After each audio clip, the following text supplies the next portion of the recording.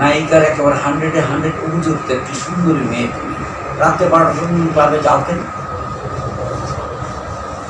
গল্প গুজব করতে গেছে, কিন্তু রাতে 12টা কেন? তো 12টার সময় গেলে তোমার ডিস্টার্ব করবে না? তুমি একটি মেয়ে, তুমি রাত্রে রাস্তা দিয়ে যাওয়ার সময় রাস্তা তো তোমাকে অ্যাটাক করতে পারে, সুস্থ ছেলে না। তোমাকে ভাবতে হবে তুমি নায়িকা।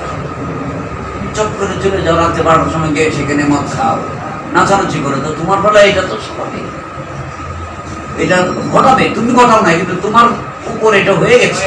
কিন্তু তুমি না গেলে হতো না। কোথায় আমাদের শাবানা, ববিতা, চম্পা, মৌসুমী, শাবনু, এদের বেলা তো এগুলি দেখি নাই। ওরা তো রাতে 12টার সময় যায় না কোথাও। আর নায়ক নায়িকারা তো সবসময় পাবলিকের কাছ থেকে তাদের চেহারাটাকে মাইনাস করে রাখবে, লুকিয়ে রাখবে। যদি বাইরে বারবার দেখে তাহলে তো চাপ থাকবে না পর্দায়, টিকিট কেটে তাকে দেখতে যাবে না। এই জন্য বিশ্বের সমস্ত শিল্পীরা ওই পাবলিকের আড়ালে থাকে। ডাইরেক্ট বাস্তবে দেখলে চারণ কমে যায়। তুমি চেহারা দেখায় তুমি ক্লাবে যায় নাচানাচি করো, তোমার প্রতি দুষ্ট ছিল, তোমার পিছে লাগবে। তুমি ভালো হলেও তোমার পিছে লাগবে। অনেক ভালো মেয়েরা রাস্তায় আক্রমণ হয়ে যায় না দুষ্ট ছেলেকে। আমি ধরে নিলাম তুমিও রেখো, কিন্তু তোমার বলে এটা হবে কেন? তুমি তো যাও ওখানে মদ খেয়ে মাতাল হয়েছ, দেখলাম ফেসবুকে তোমাকে সহ লাইভ না আমি দেখলাম।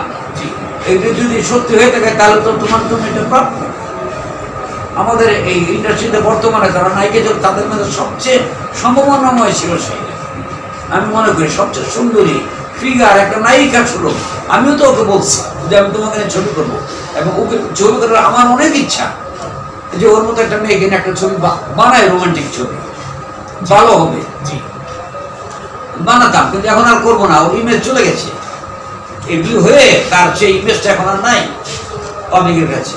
এরকম হলে মানুষ টিকিট কাটবে না, দৌড়াই দৌড়াই গিয়ে ক্লাবে নাচানাচি করে দেখছি ওর ছবিটিকে কি করবো। ইমেজটা একটা বিরাট বড়, ইমেজটাকে সে পূর্ণ করেছে তার। এখন আমি আর তাকে নিয়ে ছবি করার আমার ইচ্ছা, ওকে নিয়ে ছবি করার ইচ্ছা ছিল। স্যার আপনি একটু আগে বলছিলেন, ওর দোষ দেয় না, কিন্তু এই ওর দোষ একটাই, তুমি যাও কেন রাখতে পারো না। জি, প্রধানমন্ত্রীর কাছে তুমি আবেদন করো যে আমার বিচার করেন। প্রধানমন্ত্রী কি একটা নায়িকার বিচার করার জন্য প্রধানমন্ত্রী হয়েছে? সবাই দেশ চালায়, উনি দেশ নেত্রী। জি, তোমার পিছনে দৌড়াবে কখন? সে বলে দিতে পারে যে তুমি দেখো, পুলিশ গিয়ে যদি দেখো ওর দোষ তখন। আপনি একটু আগে বড় বড় নায়িকার কথা বলছিলেন, শাবানা, সবাই, সুচন্দা, ববিতা, এরা তো রোল মডেল। এদেরকে আমরা কখনো এই ধরনের ঘটনার সঙ্গে সম্পৃক্ত হতেই দেখি নাই। রোল মডেল শব্দটা ব্যাক করো, উল্টো করো। রোল মডেল বলবো না, মডেল কি? রোল মডেল না না, এই শব্দটাই ব্যবহার করবো। জি, ওদের মধ্যে একজন বর্তমান একজন হয়ে দেখাও, আর কি শাবানা হয়ে দেখাও। ওল্ড মডেলই আমরা, ওল্ড মডেল কে বলবে জড়িয়ে নেব? ওল্ড আবার কি সব কথা না, তোমাদেরকে কে শিখেছে? স্যার ওল্ড বলি নাই, রোল মডেল মানে আদর্শ।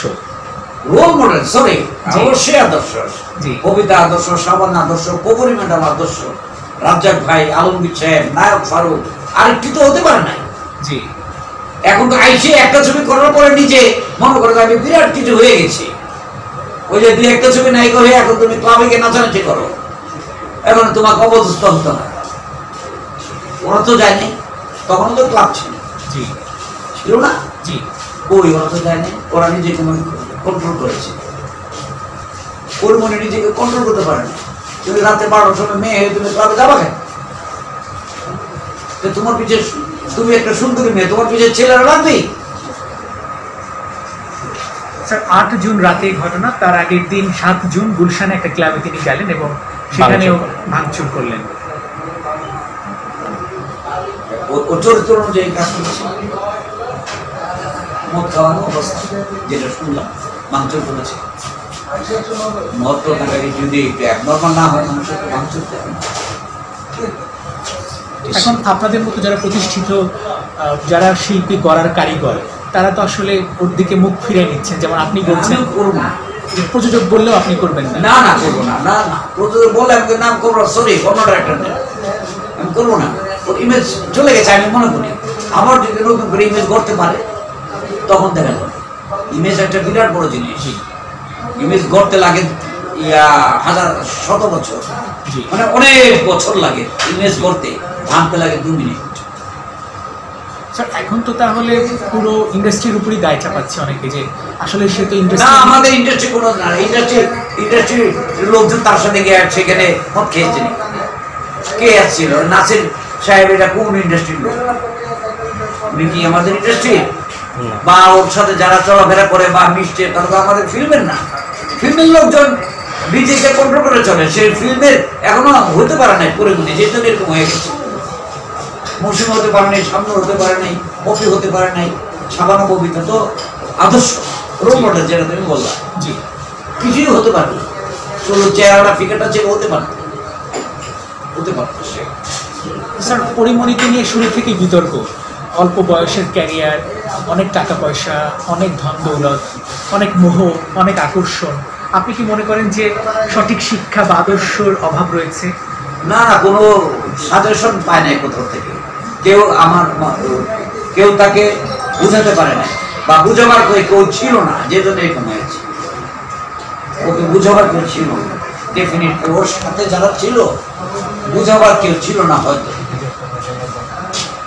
ওর দোষ নাই আমি ধরে নিলাম, গেছে ক্লাবে, কিন্তু তুমি ওখানে যাবা কেন? এটি সে মদ খায় না মনে করলাম, কিন্তু ক্লাবে গিয়ে নাচানাচি করে মানুষ ধরে নেবে তুমি মদ খেয়ে।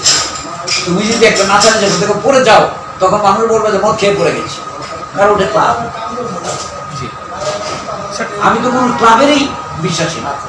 ক্লাবে যায় অনেকে, ডাইনিং ক্লাব ঠিক আছে, এটা আলাদা, ভদ্রলোকেরা যায় সেখানে গিয়ে গল্প গুজব করে, কেউ তাস খেলে, কেউ পার্টির কথা বলে, কোনোরা কেউ রাজনীতির ব্যাপার নিয়ে আলোচনা করে, ওটা ক্লাব। আর এইসব ক্লাব তো মদ খাওয়ার ক্লাব আমি মনে করি। আমি ক্লাবের নাম ধরে করি না, গিয়ে মদ খায় করে থাকে। ক্লাবে কি পায় মানুষ? ক্লাব তো মানুষকে উপরে নিয়ে যেতে পারে, কোনো ক্লাবে মানুষকে উপরে নিয়ে যেতে পারে না। এটা একটা কিছুক্ষণ গল্প গুজব করা যায়।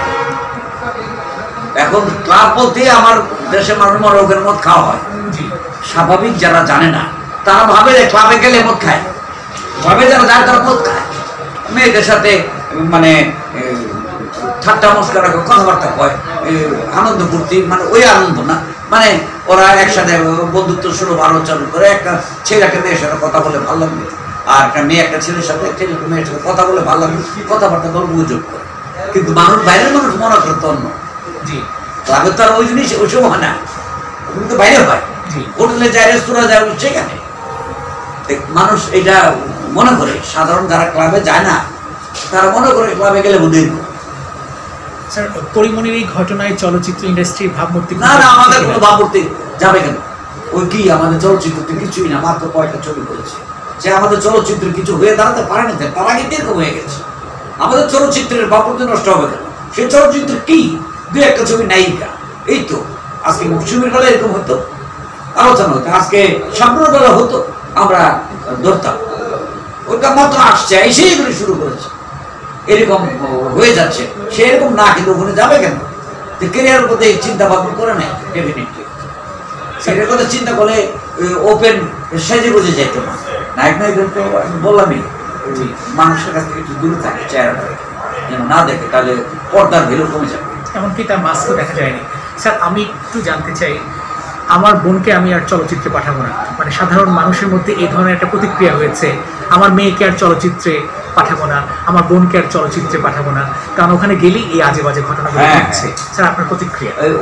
ওর এটা দেখে, ওর দোষ দেয় না, ওর এটা দেখে অনেকেই তার বোন মেয়েকে বা ইয়াকে সিনেমা দেখ দেখ দেখ, ওখানে গেলাম দেখ এগুলো কি, জি জি তুই ভালো আছিস, তুই ভালো থাকতে পারবি, এরকম বলবে।